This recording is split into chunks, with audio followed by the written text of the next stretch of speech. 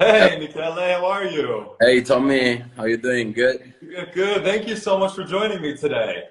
Thank you very much for this beautiful request. Oh, Really, of course, of I course. appreciate that. Yes, yes, my pleasure. So I started this show just to give you a little background back about a year ago in March when COVID kind of shut the world down because I wanted people to have a place that they can turn to every week and see some of their favorite people and just have fun. So it's great to have you. Oh, thank you very much. It's a really big pleasure for me to be here. I made my research on you. I know that you're really good followed by people, and it's a pleasure for me to be here. Oh, thank you. I appreciate that. And to all of your fans who are watching, I have your questions and I put together the most popular questions that I will be asking you towards the end All of right, the interview. So stick let's. around for that for all the fans. But man, we got to kick it off. A huge congratulations to you on all of your success. You have Thanks. had an explosive year in film, in fashion, in music. You, of course, star in 365 Days, which, may I add, is one of the top streamed movies in Netflix history ever, like Yeah, period.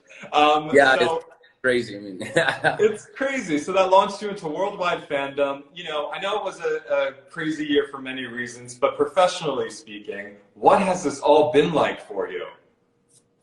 well, but it's as you told Tommy, it was when the movie was released on Netflix, I've just I went to sleep with 48,000 followers, even less or something like that, and I woke up with 2.2 millions. And actually, I was weird because my phone was cracking and it didn't open. My Instagram didn't open. I'm like, what the hell is going on? So to disinstall and then reinstall, and then I got so many messages from the people, and it was totally insane because, as always, I went out from my house for a coffee, and I've noticed that all the people were looking at me, and it was weird. Then I remember, okay, the movie went out, so. Wow, so everything changed right away. And I love your story. I think your story is very inspiring because it shows that everything can change in an instant. And I know before you booked this starring role in the movie, you were thinking if acting was right for you and you were maybe considering leaving the industry and doing something else because you were going through some tough times. So talk to me about what was going on in your life before you got this film. See, Tommy, here in Italy is not like in the American industry. That's why a lot of guys here in Italy, they have the American dream. They don't really believe in, for example, here, if you're a good-looking guy, they think that you're probably not a good actor, so they don't believe in you. So after a lot of years that I was trying to be an actor, and I had a really deep passion for this job, I was trying to, I was trying, I was starting to ask myself if it was the right job for me. Although I had, and I still have a big passion for it.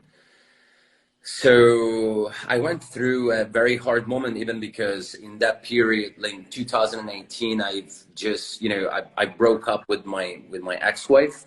So I went and I'm not ashamed, I'm telling you, into a very deep depression because I've lost my kids as well, and a lot of big problem happened in that moment. So I was, I've just cancel all of my plans that I had and started a new life as a normal guy.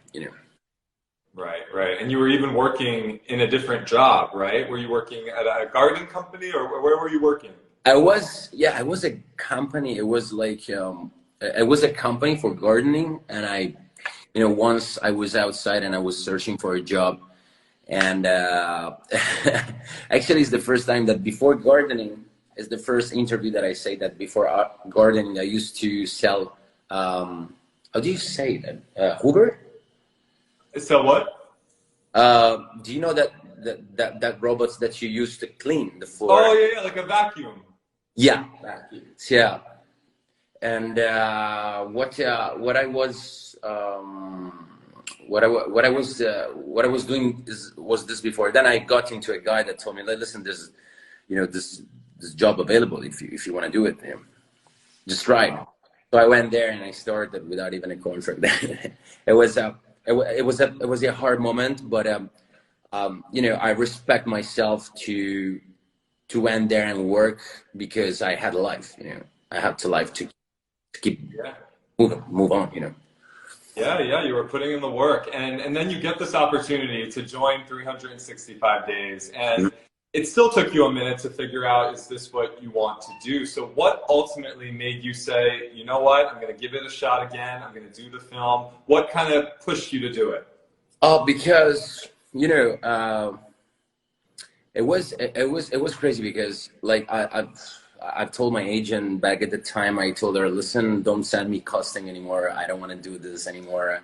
You know, I'm done with this. So after 1 year and a half, she called me and she was like, listen, I don't even want to do this thing, but we just received this offer from Poland.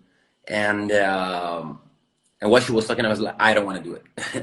But listen to me. She's like, but listen to me.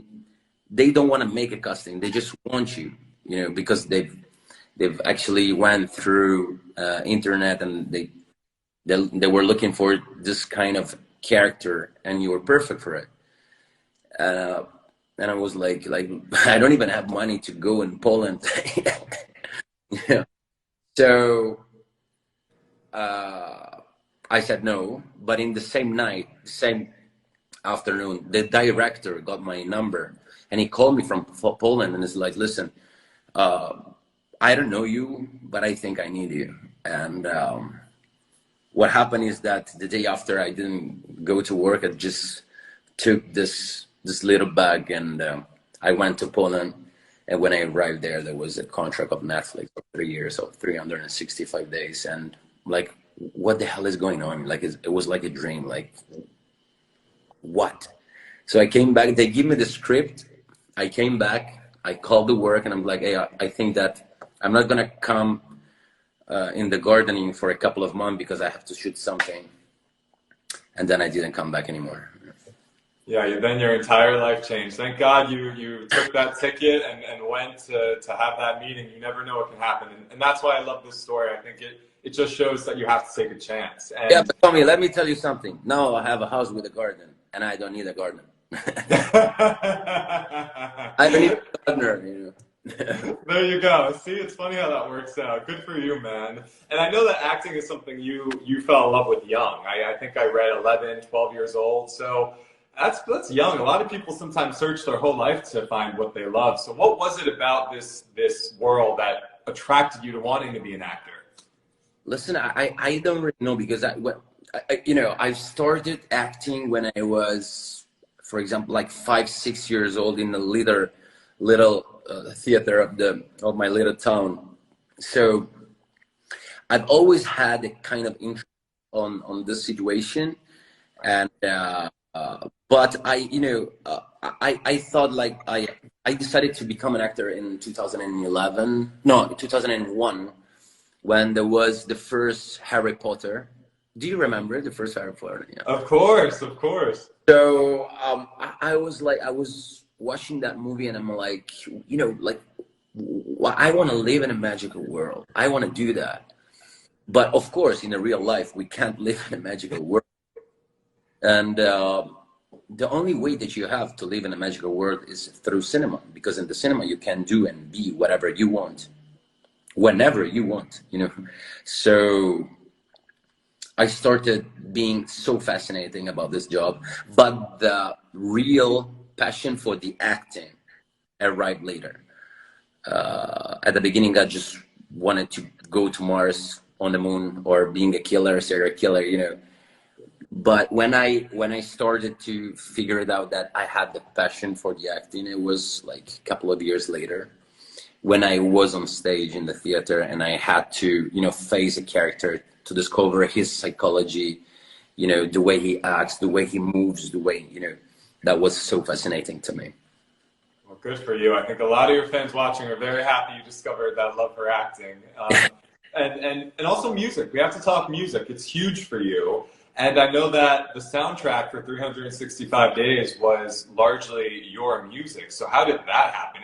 It's big enough that you booked the leading You know, role. yeah, it was a completely everything was a surprise in this year of my life because, okay, I was taken for the movie, and okay, that's it. But once I was having dinner with the director, and it was like, what would you like to do? You know, beside of acting, and you know, like I like to sing, you know. And oh wow, come on, do you have something to show me? I'm like, oh yeah, I've wrote a song that I have it here on my phone. So I made them listen Darkroom, and he fall in love with the song, and he's like, you know, this is gonna be in the movie. And I'm like, okay, I thought that night it was just drunk, you know. But in the same time, the next day he came to me and he's like, Mickey, where's the song? Like, wow, this guy is not drunk anymore, you know. He really wants it. So we put the song, and then it was like, you know, Tommy, it was like thing after thing, you know. Okay, we did the first song, but then I came out with another idea. So I thought, like, what if I just take, you know, the feeling between Massimo and Laura, and I write the song about it, and it was born Hard for Me. And then what if I do the action part, and it was born Watch Me Burn. So it just came by itself, you know. That's amazing. And again, I just love that you're somebody, there's a common theme here, and you're somebody who takes the chance and takes the opportunity that you don't let fear dictate your life, right? You got back into acting, you took that ticket and went to that meeting.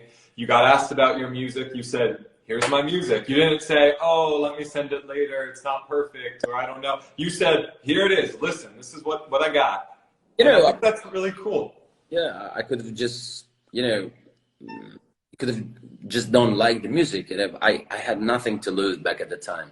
So why not? Like, I mean, I really think that people should always listen. I don't really, I'm not, I don't want to be like a moralist because I don't like to be a moralist. But, you know, I really think that people, even in the darkness, the most dark moment of their life, they should always believe in themselves because inside someone, inside people, there always something that can explode anytime, you know.